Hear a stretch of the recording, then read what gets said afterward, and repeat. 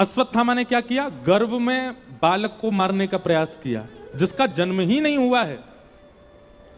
आज भी कई लोग अश्वत्थामा बन गए हैं, मांस खाते हैं, जीव को खाते हैं, ये तो पाप है।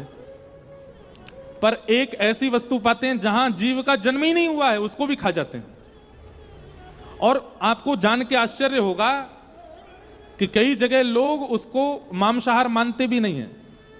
एक व्यक्ति हमसे बोला, बोले महाराज जी वो मांस कैसे? अभी उसमें मांस बना ही नहीं, उसके अंदर मांस का निर्माण ही नहीं हुआ, उससे पहले हमने उसको पका दिया, बना के खा गए रोटी उसकी। ये कोई नॉन वेज थोड़ी है, ये कोई गलत थोड़ी। अरे महाराज, आप भ्रूण हत्या करके पा रहे हो, कुछ दिन यदि नहीं मारोगे तो उसमें से बालक जन्म लेगा, एक जीव प्राणी जन्म लेगा, आप उसको पहले ही मार के खा जा रहे हो। आपसे बड़ा अश्वत्थामा कौन है?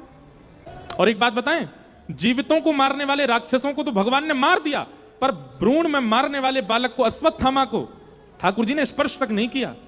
स्पर्श नहीं मतलब इतना अपवित्र है, भगवान कहते हैं इसको स्वर्ग में भी जगह नहीं है, इसके लिए नरक में भी जगह नहीं है, इसको तो यही पृथ्वी पर ही पड़ा रहने दो। आज तक अश्वत्थामा अमर अवस्था में जीवित है, लेकिन ऐसा जीवन किस काम का? वो प्रसन्न नहीं है, वो सुख नहीं है, वो अत्यंत दुख में है। उनके लिए नरक यही पृथ्वी पर ही प्रकट कर दिया भगवान ने।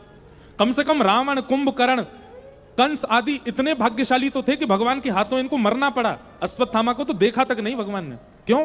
गर्भ के बालक को मारने का प्रयास किया।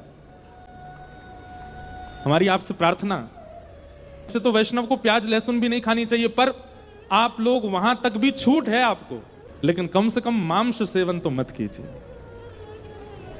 कम से कम किसी जीव की हत्या तो मत कीजिए। ये संकल्प ले लीजिए, हम आपसे प्रार्थना कर रहे हैं, ये बहुत आवश्यक है।